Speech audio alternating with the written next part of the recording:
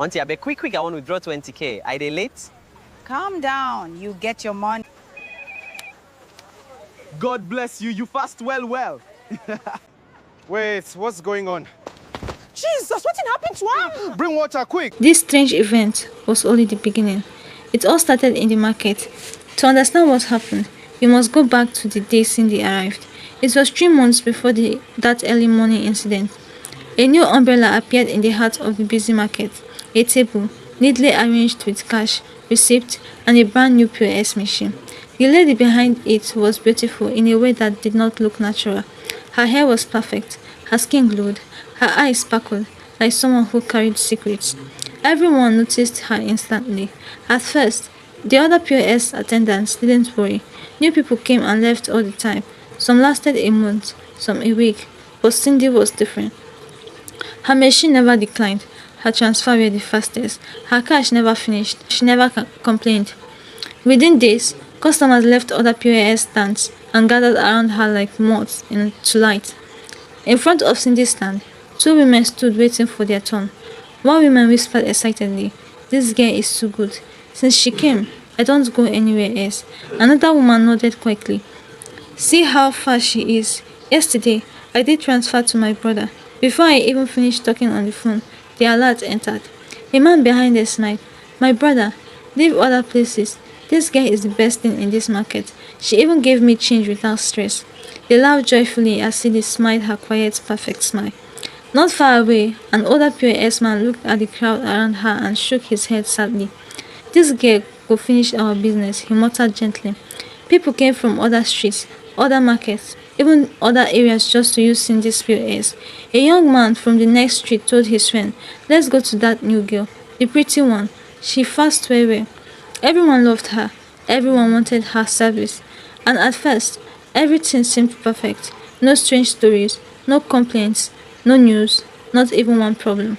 But time revealed the truth slowly, and trouble was coming. For weeks, Cindy remained the star of the market. But soon, people connected to her started experiencing strange things. A woman who withdrew money from her one Monday morning suddenly felt weak 3 days later while cooking. She leaned on the wall gently, then slowly sat down. She closed her eyes as if to rest, fell down, and never opened them again.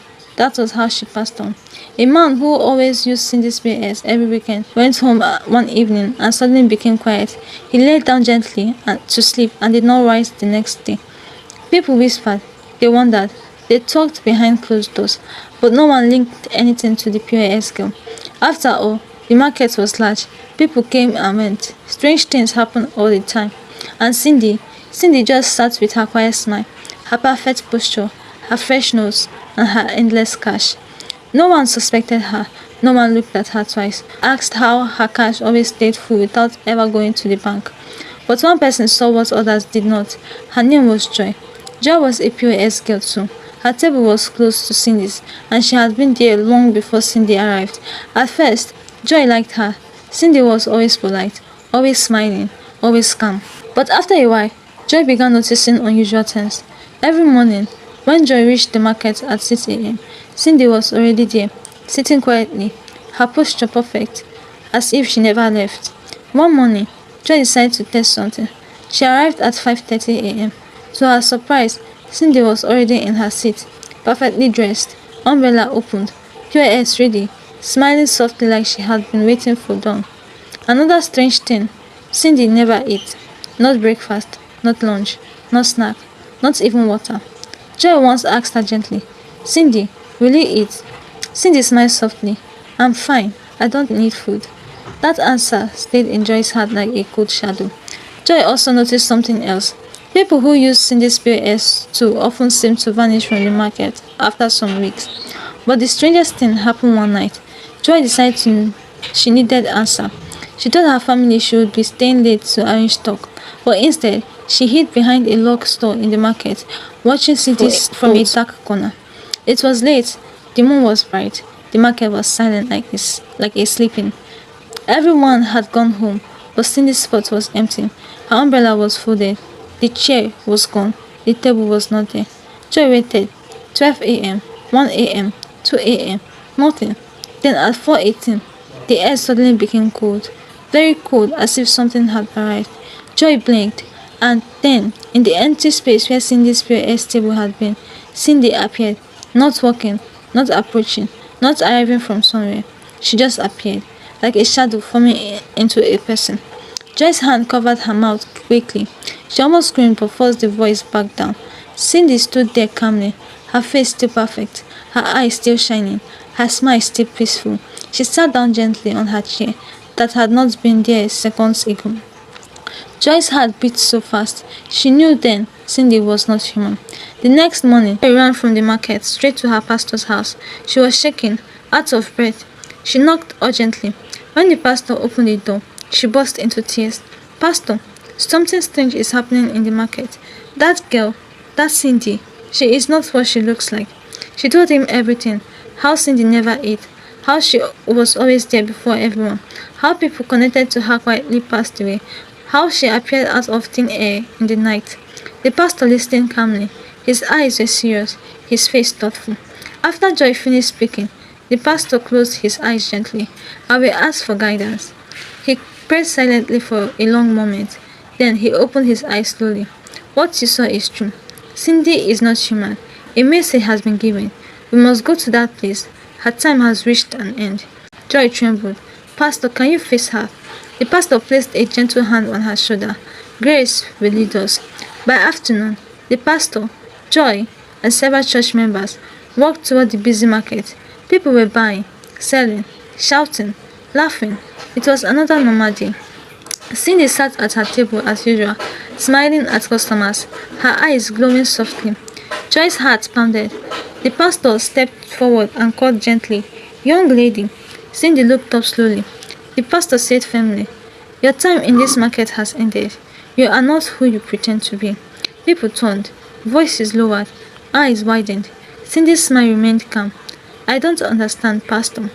The pastor spoke with authority. "You have taken what does not belong to you. You have touched lives with something not pure. Step away from that table." Cindy's eyes narrowed gently, and her smile became sharper, colder. "Pastor," she said softly, "you should not be here." The pastor raised his voice lightly. "Reveal yourself." What happened next shocked the entire market. Cindy's body began to change, slowly, smoothly, like water melting into another shape. Her skin shimmered, her eyes stretched. Her form grew larger and larger. Before the people's eyes, she became a huge creature, with scales shining like dark glass. People screamed and stepped back in fear, but the pastor stood firm. The creature spoke with Cindy's voice. "You cannot stop me. These people came to me willingly. Their own hands touched my money. They offered me their ears." She laughed softly. Joy covered her mouth in fear as tears filled her eyes. But the pastor lifted his hands and began to pray with strength. His voice grew louder, filled with light, filled with authority. The creature hissed softly, stepping backward as if pushed by something unseen. The pastor continued, his voice steady. "Your time here is finished. The light will reveal what you hide." The creature trembled. Its form shook. Its shape flickered like a candle flame in the wind. Then, with one last cry, the creature faded. Its body dissolved into a strange mist, and it vanished into the air, gone completely. The people stood frozen, shocked, trembling. Then slowly, one person began to clap, another joined. Soon the whole market was filled with voices praying and praising God with gratitude and amazement. Joy cried softly as she hugged the pastor. Thank you so much." The pastor smiled gently. It was grace. The market is free again. In the days that followed, peace returned to the market. Customers who once felt fear began returning with smiles. P.O.S stands reopened with confidence. People spoke softly of the strange girl who once sat quietly with perfect eyes and endless cash, but now she was gone forever. Joy's business grew more than ever. People came to her not just for P.O.S transaction, but also for comfort, advice, and friendship. And every evening, when the market closed and the sun set behind the buildings, Joy would look at Cindy's old empty spot and whisper, "Light always wins." Because she had seen darkness with her own eyes. She had seen what pretends to be human. She had seen the truth hidden under a pretty smile. And she survived. The market survived. And happiness returned. Slowly, gently, beautifully. The end.